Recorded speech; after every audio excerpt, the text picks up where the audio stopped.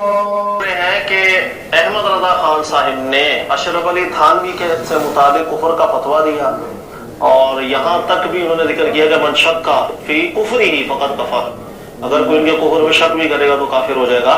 تو آپ کا اس معاملے کے اندر کیا موقف ہے؟ میرا سوال آپ نے ذرا تھوڑا سا بڑے لیول کا کر دیا ہے، میں کچھ مقدمات سمجھاؤں گا، آپ کو بات سمجھ میں آ جائے گی، مجھے امید ہے اللہ کی ذات سے۔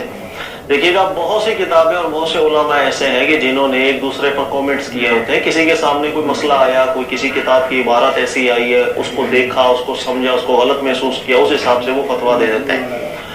چند مقدمات ہیں جس کو سمجھنا بہت ضروری ہے۔ ہمارے یہاں بدقسمتی سے ایسا فتنہ پیدا ہوا ہے، یہ آپ پچھلی صدی سے لے کر اب تک دیکھ لیں کہ انا للہ و انا الیہ راجعون، بات کوئی سمجھتا ہے ہی نہیں۔ ہمارے علماء نے یہ جو لفظ لکھے ہیں من شک فی اسلامی ہی یا من شک فی عذابی ہی و کفری ہی فقد کفر، یہ جو کسی کے عذاب میں یا کفر میں شک کرے گا وہ بھی کافر ہو۔ اس جملے کی مراد کیا ہے، اس کا اطلاق کس کے اوپر ہوتا ہے، کب ہوتا ہے؟ لیکن بدقسمتی سے ہم نے ایسی فضا پیدا کر دی کہ ایک کلمہ گو دوسرے کلمہ گو کو کافر کہنا شروع ہو گیا۔ چند مقدمات سمجھے گا، دیکھیے گا۔ مقدمہ نمبر 1، کوئی بھی عالم دین اپنی تحقیق میں جب کسی اور کو یا اس کی کسی عبارت کو یا اس کی کسی بات کو کسی کتاب میں ملے یا اس کی کسی تقریر سے سنے، اور جب وہ کہتا ہے کہ یہ عبارت اس کی غلط ہے یا گستاخی پر مبنی ہے یا کفر پر مبنی ہے، ایسا فتویٰ جب بھی کوئی عالم دین دیتا ہے، اس فتوے کا ہرگز یہ مطلب نہیں ہوتا کہ وہ شخص اللہ کی بارگاہ میں بھی کافر ہو چکا ہے۔ یہ بات ذہن میں بٹھا لیجئے گا، اس لیے کہ فتویٰ دینے والا غیر نبی، جس کے منہ سے وہ جملہ نکلا وہ غیر نبی نے غیر نبی کو کفر اگر ڈکلیئر بھی کیا، فتویٰ بھی دیا، غیر نبی کی بات غیر نبی کے لیے اللہ کی بارگاہ کی حجت نہیں ہوا کرتی ہے۔ یہ بات ہمیشہ اپنے ذہن میں بٹھائیں۔ بہت سے اختلافات ہوتے ہیں، بہت سے جملے ایسے ہوتے ہیں جن کو سن کے ہم کفر بولیں گے، جن کو سن کے ہم غلط بولیں گے، لیکن اللہ کی بارگاہ میں بھی وہی حکم ثابت ہوگا، یہ چیز ضروری نہیں ہوتی ہے۔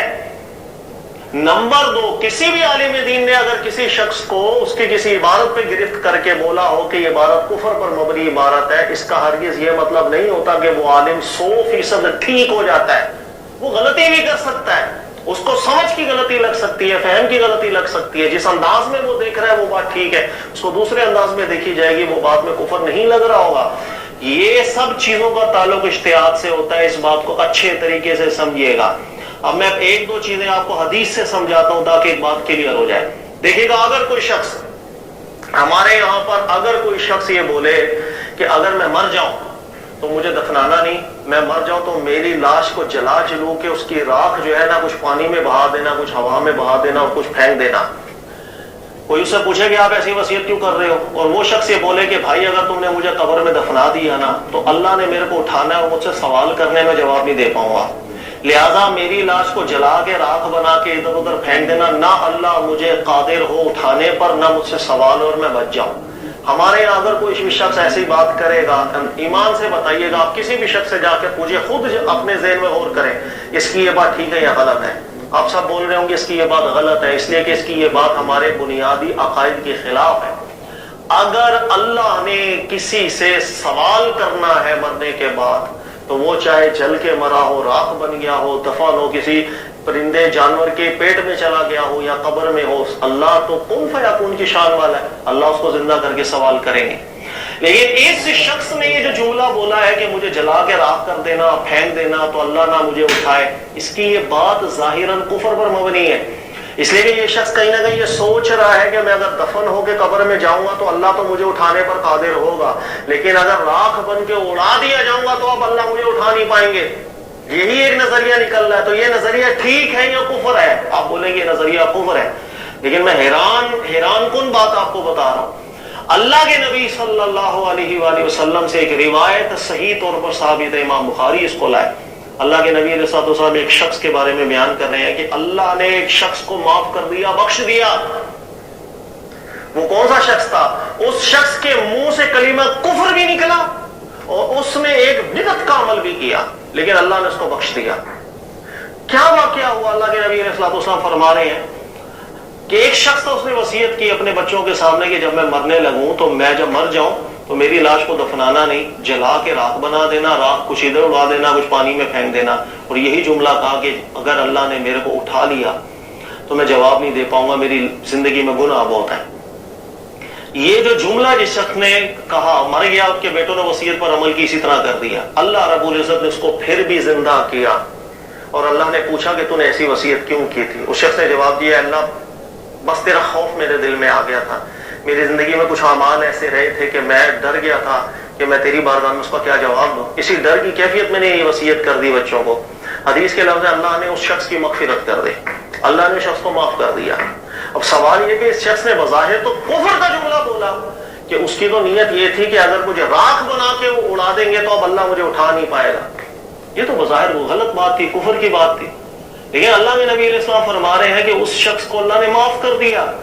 سچ سمجھے کئی دفعہ لوگوں کی زبانوں سے کلمہ کفر بھی نکلتا ہے، لیکن اس شخص نے جس جہت میں کہا ہوتا ہے اس کی تو مغفرت ہو جائے گی، لیکن کسی عالم دین سے مسئلہ پوچھیں گے، وہ بظاہر ظاہر کو دیکھ کے یہی فتویٰ لگائے گا کہ یہ بات غلط ہے، اس بات کا ظاہری معنی قرآن سے کلیش کر رہا ہے، اس بات کا ظاہری اطلاق قرآن کے خلاف ہے، لیکن اس شخص کی اپنی نیت کیا تھی، کس نیت سے اس نے وہ جملہ بولا کہ جس جملے میں کفر آ رہا ہے، اللہ کی بارگاہ میں ہو سکتا ہے وہ بخشا ہوا ہو۔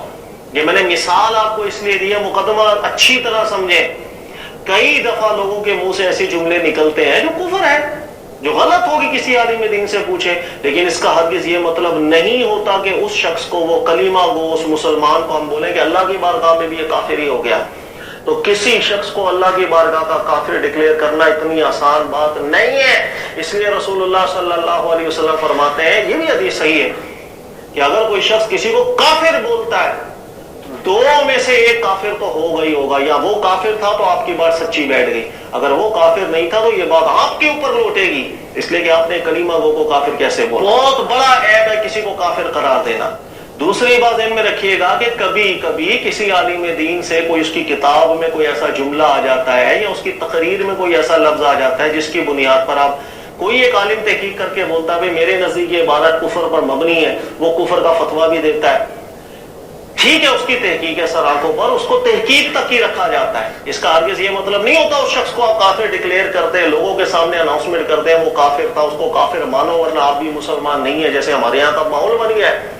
اس کی وجہ یہ ہے کہ بڑے بڑے مسئلوں کے اندر یہ کوئی مسئلہ نہیں ہے، اشرف علی تھانوی کے حوالے سے کہ اس کی کتابوں کی جو عبارتیں احمد رضا خان صاحب نے نکالی اور اس پر گستاخی کا فتویٰ دیا، ایک عالم نے ان کی تحقیق ہے، اللہ تعالیٰ انہیں اجر دے، اور جو عالم سچے دل سے تحقیق کرتا ہے اللہ اجر دیتا ہے، کوئی مسئلہ نہیں، غلطی ہر ایک سے ہوتی ہے، لیکن اس سے بڑی بات میں آپ کو بتا رہا ہوں، یہاں اشرف علی تھانوی صاحب کی تو ایک عبارت ہے جس کو نکال کر کے حفظ الایمان کی عبارت ہے کتاب کی، جس پر فتویٰ دیا گیا کہ یہ گستاخی پر مبنی عبارت ہے، کفر پر مبنی عبارت۔ اس سے بڑی بات میں آپ کو بتاؤں، ایک شخص گزرا تھا منصور حلاج، جس کے بارے میں مشہور تھا اس نے خدائی دعویٰ کیا، اور ایک اور بزرگ ہے شمس تبریز، مشہور ہے، ان کے بارے میں بھی یہی منقول ہے، خدائی دعویٰ کرتے ہیں میں خدا ہوں۔ اسی طرح سرمد وغیرہ ان کے بارے میں بھی مشہور ہے کہ خدائی دعویٰ کیا، تو کئی لوگوں سے متعلق بھرا ہوا ہے کہ انہوں نے خدائی دعویٰ کر لیا۔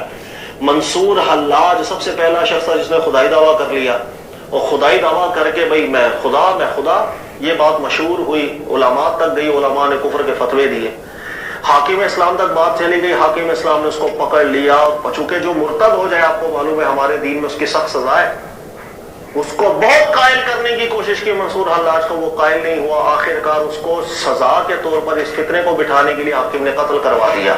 منصور حلاج خدائی یہی کتابیں بھر لے اور پڑھ لے جتنی کتابیں بھی ہیں، تو علماء کو پڑھ لے، فقہ حنفی شافعی مالکی احمد سب نے بالاتفاق طور پر فرمایا کہ بالکل کفر ہے خدائی دعویٰ کرنا، لیکن حیرت والی بات ہے کہ منصور حلاج نے خدائی دعویٰ کیا، علماء نے اس پر فتوے دیے کفر کے، اس کو مرتد ہونے کی بنیاد پر حاکم نے قتل بھی کر دیا، لیکن یہی احمد رضا خان صاحب منصور حلاج کا دفاع کرتے ہیں کہ وہ کافر نہیں تھا۔ کیسے دفاع کر رہے ہیں؟ میں آپ کو ریفرنس دیتا ہوں کہ آپ جلد نمبر 14 فتاوی رضویہ لیجیے گا اور اس کا صفحہ نمبر 682 کھولیے گا، اس میں ایک سوال ہے، اور سوال کرنے والے نے سوال کیا کہ حضرت منصور، شمس تبریز اور سرمد نے ایسا لفظ کہا جس سے خدائی ثابت ہوتی ہے، تو دار پر آئے اور کھال کھینچی گئی، یعنی ان کو سزا دی گئی اور قتل کروا دیا گیا، مار دیا گیا، لیکن وہ ولی اللہ گنے جاتے ہیں۔ اور فرعون نے خدائی دعویٰ کیا، حامان نے خدائی دعویٰ کیا، نمرود نے خدائی دعویٰ کیا، تو وہ جہنم میں گئے۔ کیا فرق ہے؟ اب یہاں جواب دیکھیے گا، جواب دے رہے ہیں ان کافروں نے خود کہا تھا تو ملعون ہو گئے، جہنمی ہو گئے۔ یہ جو منصور حلاج کی بات ہے، شمس تبریز کی بات ہے یا سرمد وغیرہ کی بات ہے، انہوں نے خود نہیں کہا، اس نے کہا تھا جسے کہنا شایان شان تھا۔ آواز ان میں سے سنی گئی تھی، بس آواز ان میں سے سنی گئی تھی۔ جیسے حضرت موسیٰ کریم علیہ السلام نے جب اللہ نے کلام کیا تھا انی انا اللہ رب العالمین، تو ایک درخت سے آواز آ رہی تھی، میں اللہ نے کلام کیا تھا۔ تو حضرت فرماتے ہیں کہ وہ کلام اللہ کا تھا یا درخت کا تھا؟ وہ کلام تھا اللہ کا۔ کہہ رہے ہیں اسی طریقے سے یہ حضرات اس وقت شجرہ موسیٰ کی طرح ہوتے ہیں کہ وہ ایک درخت کی مانند تھے، کہ ان میں سے جو بات تھی وہ بات ان کی نہیں تھی، بات تھی رب کی۔ یہ تعویل کر کے اس کو آپ نے کہا کہ کفر نہیں ہے۔ یعنی ایک شخص نے خدائی دعویٰ کر لیا، ایک شخص نے خدائی دعویٰ کیا، لوگوں نے کفر کے فتوے دیے، علماء نے کفر کے فتوے دیے۔ منصور حلاج کے بارے میں بھی علماء نے یہی لکھا تھا من شک فی کفرہ و عذابہ فقد کفر، کہ جو اس کے کفر میں شک کرے گا وہ کافر ہے، جو اس کے عذاب میں شک کرے گا وہ کافر ہے، اس لیے کہ اپنے آپ کو خدائی کہہ بیٹھا۔ حاکم اسلام نے ارتداد کی بنیاد پر اس کو قتل بھی کروایا، فتنہ ختم کرنے کی بنیاد پر اس کو قتل کروایا، سعی فی الارض، فساد کی سعی زمین میں کرنے کے جرم میں اس کو قتل کروا دیا۔ یعنی ایک واقعہ ماضی میں اتنا ہو چکا، احمد رضا خان صاحب باوجود اس کے کہ علماء نے ایک شخص پہ کفر کے فتوے لگائے اور اس کے کفر میں شک کرنے کی بھی باتیں کی کہ اس پر بھی کفر جائے گا، خدائی دعویٰ اس کا دفاع کریں گے ایک جگہ پر، تو کیا مطلب ہے کہ ان پر کفر آ جائے گا؟ میں مقدمہ سمجھا رہا ہوں، اس کو سمجھیے گا۔ علماء کی تحقیقات آپس میں ہوتی ہیں، ایک عالم نے دوسرے کی جملے پر گرفت کی، ایک عالم نے دوسرے کی عبارت پہ گرفت کی، اس کا یہ مطلب نہیں ہوتا کہ کسی عالم نے فتویٰ دیا تو وہ اللہ کی بارگاہ میں کافر ہو گیا۔ یہ مطلب کہاں سے نکالنا شروع کر دیا؟ ورنہ پھر ان کے بارے میں آپ حکم بیان کریں احمد رضا خان صاحب کے بارے میں کہ ایک شخص نے اللہ کا دعویٰ کر دیا، خدا ہونے کا دعویٰ کر، اس کا دفاع کرے، اور دفاع کے اندر آپ یہ بولے کہ اپنی بات اللہ کی تھی، یہ شجر موسیٰ کی مانند۔ یہ بات کہاں سے ثابت ہے کہ اس وقت اللہ کی بات تھی؟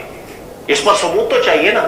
بھائی حضرت موسیٰ علیہ السلام سے اللہ نے کلام کیا، اس پر قرآن ثبوت ہے، لیکن ان کے جسم سے اللہ نے کلام کیا تھا، اس بات پہ ثبوت بتا دیں آپ کیا ہے۔ لیکن تعویل کی تو سچ سمجھانا مقصود یہ ہے کہ علماء کی جو آپس کی بحثیں ہوتی ہیں، کسی عالم نے کسی کی عبارت پہ گرفت کی، اس پر کفر کا فتویٰ، اس کا یہ مطلب نہیں ہوتا کہ اللہ کی بارگاہ میں بھی سب کافر ہو گئے۔ یہ ایک علمی تحقیقات ہے، اس کو اتنا ہی رکھنا چاہیے۔ ورنہ جو بات میں نے آپ کو کی منصور حلاج کے بارے میں، یعنی ایک شخص خدائی دعویٰ کرے میں اس کا دفاع کروں، اور ایک شخص کی کتاب کی عبارت میں کوئی کلمہ مجھے اچھا نہیں لگا، میں بولوں انداز اچھا نہیں تھا رسول اللہ صلی اللہ علیہ وسلم کی مبارک اولا بارگاہ میں گفتگو کرنے کا، کفر کا فتویٰ دیا، تو اس سے میں مراد لوں کہ بھی اللہ کی بارگاہ میں بھی کافر ہو۔ ایسا فتنہ پیدا ہوا، اب 100 سال اٹھا کر کے پڑھ لے کہ ایک مسجد ہے یہاں پر ایک مسلک کی، دوسری مسجد ہے دوسرے مسلک کی، ایسا اس مسجد میں جانے کو ایسا سمجھتا ہے جیسے مندر کے اندر چلے گا۔ ایسی شدت نہیں پیدا کی، اختلافات ہوتے رہتے ہیں، علمی تحقیقات۔ امام بخاری پر کفر کے فتوے علماء نے دیے، ان کی کئی حدیثوں کی بنیاد پر کہ جس میں کفر کا مواد آ گیا، علماء نے کہا کہ غلط ہے، اس کو ماننا کفر ہے۔ تو اس کا کیا مطلب؟ امام بخاری کو اللہ کی بارگاہ میں کافر ہو گیا تھا۔ امام مسلم نے امام بخاری پر بدعت کا فتویٰ دیا تھا، یہ بدعتی شخص ہے بخاری، تو اس کا کیا مطلب؟ اللہ کی بارگاہ میں وہ بدعتی ہو گیا تھا۔ بخاری کی تو تعریفیں کرتے پھرتے ہیں ہم لوگ، ان کی کتاب کی تعریفیں کرتے پھرتے ہیں۔ تو علماء جو آپس میں بدعت فتوے دیتے ہیں، جو ایک دوسرے کے اوپر گرفت کرتے ہیں، یہ علماء کی بحثوں تک کی ہوتا ہے، اللہ کی بارگاہ کے فیصلے نہیں ہو جاتے ہیں۔ یہ ہمارے یہاں بدقسمتی آج یہ ہو گئی ہے پاکستان کے اندر، انا للہ و انا الیہ راجعون، کسی مسجد کا امام ایسا ہو کہ وہ امام صاحب اگر یہ بول دیں کہ یار حفظ الایمان میں اشرف علی تھانوی صاحب کی جو عبارت ہے جس پہ گرفت کی ہے احمد رضا خان صاحب نے، اس عبارت میں میرے پاس واضح تعویل موجود ہے، میں اس کو نہیں قرار دیتا کہ اس بنیاد کے اوپر آپ کسی کو کافر بولیں، کیونکہ وہ ایک سیاق و سباق ایسا چل رہا ہے کہ جس کے اندر یہ تو کہا جا سکتا ہے، اس سے زیادہ مناسب اور اچھے الفاظ استعمال کر لیتے، لیکن یہ ہم کہتے ہیں کہ بندہ ہی کافر ہو گیا، وہ ایسے شخص کو امام بھی نہیں رکھا جائے گا، اس شخص پر بھی کفر کا فتویٰ دے دے گا، تو نے شک کر دیا اشرف علی تھانوی کے کفر میں۔ یعنی اشرف علی تھانوی کو کافر اس درجے میں ہم نے بنا دیا جیسے فرعون کافر ہے، کہ جو فرعون کو کافر نہ مانے مسلمان نہیں رہتا، جو اشرف علی تھانوی کو کافر نہ مانے وہ مسلمان نہیں رہتا۔ خدا کا خوف کرے، شرم کرے، حیا کرے کہ اشرف علی تھانوی کو کافر کہنا ضروریات دین کے اندر آپ نے ٹھہرا دیا۔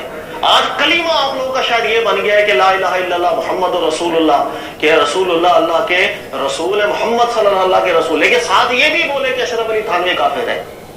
کہ آپ کے مسلک میں کوئی آپ کے مدرسے میں پڑھانے والا کوئی شخص اگر بولے اشرف علی تھانوی میں اس کی عبارت میں تعویلیں کرتا ہوں، آپ اس کو نکال دیتے ہیں اپنے مدرسوں سے. کچھ شرم ہی نہیں ہے ہمارے دل و دماغ. لیکن خود منصور حلاج جیسوں کا دفاع کرے، علماء نے کفر قرار دیا. ارے اتنا تو بولو ہاں منہ سے کلمہ کفر نکلا نہیں، ہم نے منہ سے بھی کہنا ہے کہ نہیں وہ اللہ کا کلام نکلا.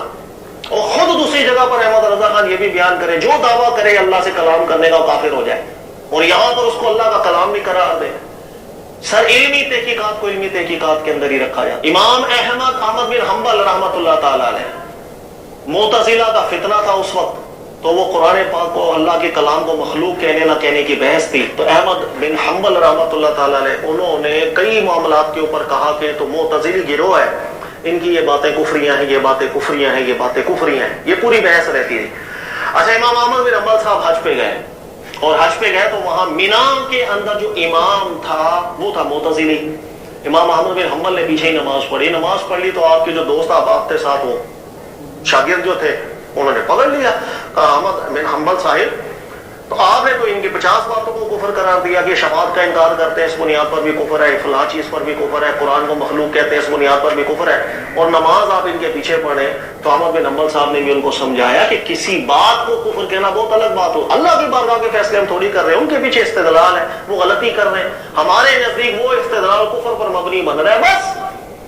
تو ایک غیر نبی پہ کفر کا فتویٰ دے کر اس کہانی سے مطلب نہیں ہوتا کہ اللہ کی بارگاہ میں بھی لوگ کافر ہونے لگ گئے.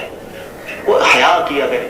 آج بھی کوئی عالم دین ہے، ہزاروں لوگ ہیں اشرف علی تھانوی کی اس عبارت کے اوپر وہ تعویل کرتے ہیں، وہ کہتے ہیں کہ بات کانٹیکسٹ وائز کچھ اور چل رہی ہے، آپ کو نہیں سمجھ میں آ رہی، نہ سمجھ آئے. آپ اتنا تو بولے ہاں بھی تحقیق ہے کہ ایک عالم دین نے اس عبارت کو کفریہ عبارت قرار دیا، دوسرے عالم کے نزدیک کوئی عبارت کفریہ نہیں ہے، بات ختم ہو گئی بات. لیکن اس مسئلے کو ایسا ضروریات دین کا مسئلہ بنا دیا، نعوذ باللہ من ذالک، مسئلہ یہاں تک چلا گیا کہ جو اس کو کافر نہ بولے اس کو بھی کافر کہنا شروع کر دیا. ظلم کی انتہا. پھر ایک اور بات میں آپ کو کمال بات بتاؤں کہ اگر اشرف علی تھانوی کی کتاب کی عبارتوں میں لہجہ ٹھیک نہ ہونے کی بنیاد پر کفر کا فتویٰ دیا تو احمد رضا خان صاحب کے بھی فتاوی رضویہ میں کئی عبارتیں جس میں لہجہ اللہ اور اس کے نبی علیہ السلام کی بارگاہ میں اچھا نہیں ہونے پر علماء نے گرفتیں کی تھی. پھر میں یہ باتیں کیوں لوگوں سے چھپا؟ اس لیے کہ تحقیق ہے، تحقیق میں سب ہوتا ہے، تعریف بھی ہوتی ہے، تنقید بھی ہوتی ہے.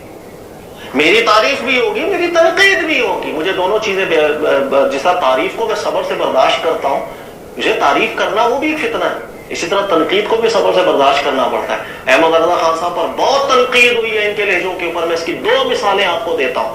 مثال نمبر 1، میں چاہے کسی کا رد کر رہا ہوں، یعنی میرے سامنے ایک بندہ ایسا آیا جو قرآن پاک کی تفسیر اس انداز میں کر رہا ہو کہ میں بولوں کہ یار یہ تفسیر قرآن کی تحریف کے مترادف ہے، تو میں اس کو یہی سمجھاؤں گا کہ اس انداز میں جو تفسیر کر رہے ہیں یہ قرآن پاک کے خلاف جا رہی ہے بات. قرآن اس انداز میں بات کر رہے ہیں، تفسیر غلط کر رہے ہیں.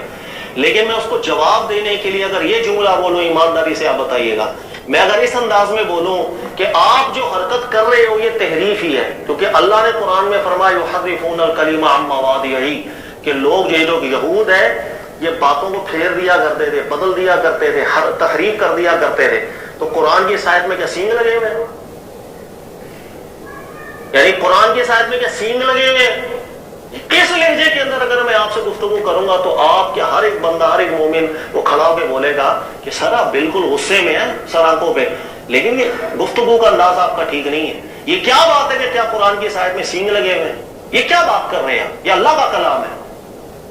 کیوں کسی کے رد کے اوپر اتنے غصے کے اندر آ کر آپ ایسا لہجہ کر رہے ہیں؟ کیا یہ قرآن پاک کی آیت کی بے ادبی نہیں؟ گرفت کی امام احمد رضا خان صاحب. یہ حوالہ نوٹ کرے بھی، میں آپ کو بتاؤں، جلد نمبر 14 اور صفحہ نمبر 236 صفحہ نمبر نکالیے گا. اس کے اندر ایک بات چل رہی ہے، اور بات اب میں پورا رسالہ تو نہیں پڑھ رہا، مختصر آپ کو سب بیان، وہ لفظ بیان کرتا ہوں کہ جو بندہ جس کا رد کر رہے ہیں اس نے کچھ ایسی باتیں کی کہ جس باتوں سے بات میں تحریف پیدا ہو رہی ہے. اس کے جواب میں کہہ رہے ہیں اور خود ان باقی احادیث میں جو ان کی عام جماعتوں نے لکھا اور مذہب اہل سنت اور اجماع صحابہ بتایا وہ انہی کے کلام سے رد کیا جائے.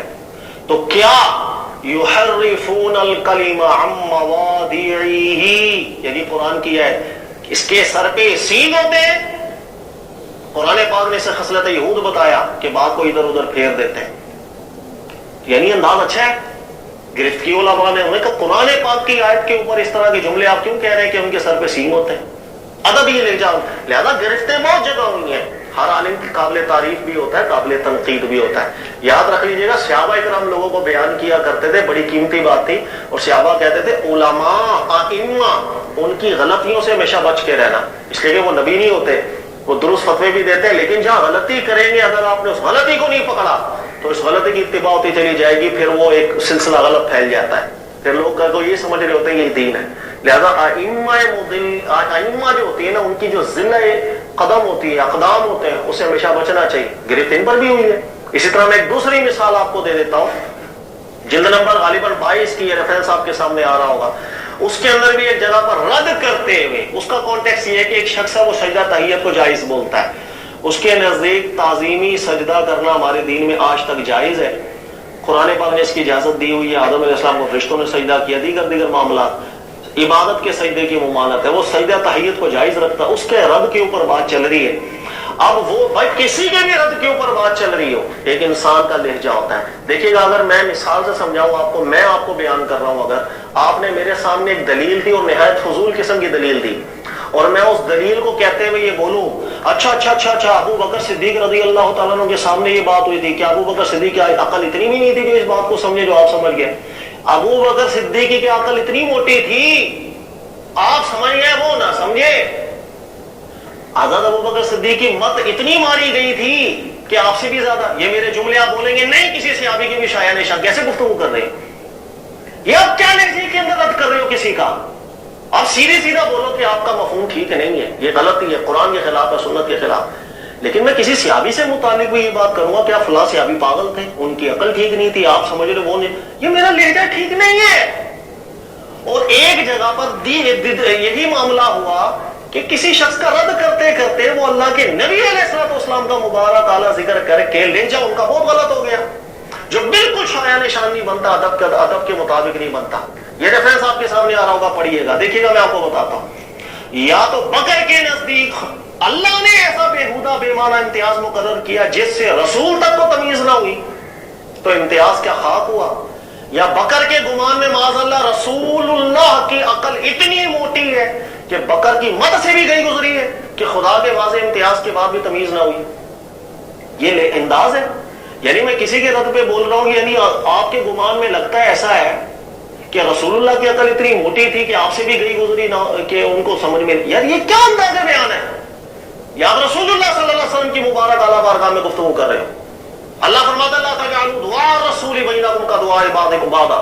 جیسے آپس کی گفتگو ہوتی ہے پکارنے کی، اللہ کے نبی علیہ السلام کی اعلیٰ مبارک بارگاہ میں ایسا لہجہ نہ رکھا کرو. تیری عقل موٹی، تیری عقل موٹی، یہ لفظ نبی علیہ السلام کی شایع نشان نہیں ہے جس انداز میں رد کیا جا رہا. علماء نے گرفت کی، آج بھی کرتے ہیں، میں بھی کرتا ہوں، لیکن میں ان کو بڑا عالم دین بھی کہتا ہوں، بڑی اعلیٰ تحقیقات ہے، لیکن جہاں غلطی ہے غلطی ہے. اسی طریقہ کار سے اشرف علی تھانوی صاحب عالم دین تھے، ان کی جہاں غلطی ہے غلطی ہے.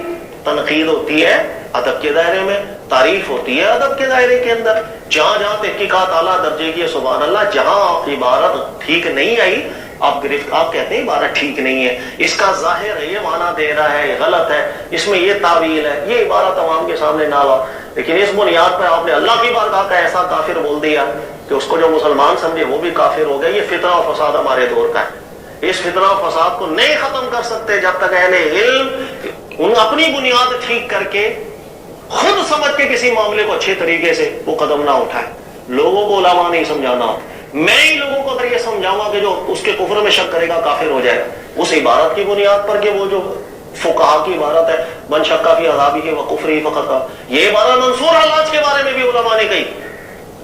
پھر اس کا دفاع احمد رضا خان صاحب نے کیا تو ان کے بارے میں کیا حکم شرعی ہے؟ وہ عبارت ایک الگ معنی دیتی ہے، اس کو کہاں سے اٹھا کر کہاں رکھ دینا. انا للہ و انا الیہ راجعون. بیٹا لہذا آپ نے پوچھا، اس کا خلاصہ یہ ہے، خلاصہ یہ کہ بیٹا اللہ کے نبی صلی اللہ علیہ وسلم کے بعد عصمت کسی کو ثابت نہیں، نہ مجھے، نہ بیٹا آپ کو، نہ کسی اور کو، نہ کسی عالم کو. دنیا میں ہر انسان ایک مرحلے کے اوپر ہے. رسول اللہ صلی اللہ علیہ وسلم کے بعد صحابہ کرام کی اعلیٰ ذاتیں بھی اسی حکم میں داخل ہیں. ہر بات ٹھیک نہیں، غلطی ہوتی ہے. لہذا رسول اللہ صلی اللہ علیہ وسلم کے صحابہ کا آپس میں اختلاف ہوا، کسی ایک کا مسئلہ، دوسرے صحابی نے کہا غلطی ہے، اس میں کیا مسئلہ ہو گیا؟ حضرت عمر فاروق، بخاری کی روایت ہے، حضرت عمر فاروق نے ایک دفعہ قانون بنایا مہر کے حوالے سے، ایک خاتون کھڑی ہو گئی، کہا کہ قرآن کے خلاف ہے۔ جس وقت غور و فکر کیا عمر فاروق نے تو کہا کہ آج تو ایک عورت بازی لے گئی۔ تو عمر فاروق سے غلطی ہوئی، اتنے بڑے نبی علیہ السلام کے ساتھ رہنے والے، رسول اللہ صلی اللہ علیہ وسلم جنگیں کرنے والے، قرآن جن کے سامنے نازل ہوا، نبی علیہ السلام کے براہ راست جنہوں نے دین سیکھا، غلطی کر گئے۔ تو اس میں کیا فرق؟ ہر ایک انسان سے غلطی ہوتی ہے، عالم سے بھی ہوگی، بڑی بڑی ذاتوں سے بھی ہوتی، کیونکہ نبی کوئی نہیں۔ اس کے بعد اہل بیت رسول صلی اللہ علیہ وسلم کو دیکھیں، رسول اللہ کی اہل بیت کے آپس میں اختلافات ہوئے ہیں، بڑے بڑے مسئلوں پر اختلافات ہوئے ہیں، ایک نے دوسرے کو غلط کہا، دوسرے نے ان کو غلط کہا۔ بخاری کی حدیث دیکھیے گا، آل بیت رسول پاک علیہ السلام میں سے حضرت عبداللہ ابن عباس نکاح متعہ کو جائز کہتے تھے، حضرت علی منع کرتے، حضرت علی ہاتھ پکڑ پکڑ کے عبداللہ ابن عباس کو کہتے تھے نبی علیہ السلام نے منع کیا، عبداللہ ابن عباس نہیں قائل ہوتے تھے، جائز ہے، ان کے باپ نے دلائل تھے۔ تو آل بیت رسول پاک علیہ السلام میں بھی اختلاف ہوا، ایک ٹھیک ہے غلط تو ہوگا، ایک موقف میں ایک ہی بات ہوگی نا، ایک ٹھیک ہے غلط تو ہوگا۔ اسی طریقے سے دیگر معاملات کے اندر بھی حضرت علی رضی اللہ تعالیٰ عنہ نے اپنی خلافت کے دور میں کچھ لوگوں کو بطور سزا کے جلا دیا تھا، اس پر بھی حضرت عبداللہ ابن عباس نے اختلاف کیا، کہا کہ رسول اللہ صلی اللہ علیہ وسلم نے آگ کی سزا دینے کی اجازت نہیں دی، اللہ کے نبی علیہ السلام نے منع، ہم ہوتے حضرت علی کی جگہ اگر ہم ایسا کام نہ کرتے، سزائے موت ہو جاتی، بس اس کے بعد جلایا نہ جاتا، اختلاف ہو گیا تھا۔ تو اس کی کیا کریں؟ مطلب اس کا کیا ہے کہ وہ نفرتیں تھی آپس میں، کوئی نفرتیں نہیں تھی۔ علماء کے اختلافات ہوتے ہیں، اور صحابہ کے آپس میں ہوئے، تابعین کے آپس میں ہوئے، مجتہدین کے آپس میں ہوئے۔ امام ابو حنیفہ جیسا مجتہد کئی مسائل میں اختلاف کرتے ہیں، امام شافعی، مالک، حنبل، ان کے استدلالات سے مختلف ہوتے ہیں، وہ ان سے اختلافات کرتے ہیں۔ امام ابو حنیفہ استاد ہیں، ان کے شاگرد ہیں امام ابو یوسف اور امام محمد، ان شاگردوں نے اپنے استاد سے اختلافات کیے ہیں، لیکن ادب بھی رہا، احترام بھی رہا، اعتراضات بھی ہوتے چلے گئے، تنقید بھی ہوتی رہی، تعریف بھی ہوتی رہی۔ اس لیے کتابیں پڑھیں، امام ابو حنیفہ کی تعریف کی بھی بھری ہوئی ہیں، تنقید کی بھی بھری ہوئی ہیں، امام شافعی سے متعلق تعریف کی بھی بھری ہے، تنقید کی بھی بھری ہے۔ ارے امام بخاری سے متعلق پڑھ لیں، تعریف کی بھی پڑھی ہے، تنقید کی بھی پڑھی ہے۔ امام مسلم بدعتی کہتا تھا بخاری کو، بخاری بدعتی ہے۔ نمبر 2، کئی علماء نے تو بڑی بڑی باتیں کی ہیں، تنقید بھی ہے، تعریف بھی ہے۔ ہر عالم دین سے متعلق تعریف بھی ہے، تنقید بھی ہے۔ لہذا کسی بھی عالم کا تحقیق کرنا، کسی عالم کی عبارت پہ گرفت کرنا سناک ہوگا، اس کو اسی جہت میں دیکھا جائے گا۔ لیکن غیر نبی کے بارے میں فتویٰ دے، اس کو آپ اللہ کی بارگاہ کے فیصلے قرار دینا شروع کر دے، امت کو بانٹنا شروع کر دے، امت میں تفریقہ پیدا کرنا شروع کر دے، انا للہ و انا الیہ راجعون، بدقسمتی ہمارے یہاں یہی ہے۔ کئی علماء ایسے جو تعویل کرتے ہیں اشرف علی تھانوی کی عبارت میں۔ بلکہ ایک اور کمال بات میں آپ کو بتاؤں، کئی علماء تو یہ کہتے ہیں فتاوی رضاویہ میں حفظ الایمان کی جو عبارت نقل کی ہے وہ عبارت ہی ٹھیک نقل نہیں کی ہے۔ یہ بھی میں آپ کو حیرت والی بات بتاؤں، فتاوی رضاویہ میں کئی جگہوں کے اوپر حفظ الایمان کی عبارت اس انداز میں کوٹ کی گئی ہے کہ کئی لوگ یہ کہتے ہیں کہ جیسا علم رسول اللہ صلی اللہ علیہ وسلم کو ہے ایسا جو ہے نا وہ نعوذ باللہ پاگلوں کو ہے یہ عبارت، حالانکہ اس عبارت کو وہاں پڑھے جو وہ عبارت یہ نہیں ہے۔ کئی علماء اس پر بھی اعتراض کرتے ہیں، تو یہ علمی اختلاف رہا ہے، تو اس میں پریشان نہیں ہوتے ہیں، بس سمجھنے کی بات، علماء کی تحقیقات کو تحقیقات میں رکھتے ہیں، لڑائی جھگڑے کر کے فساد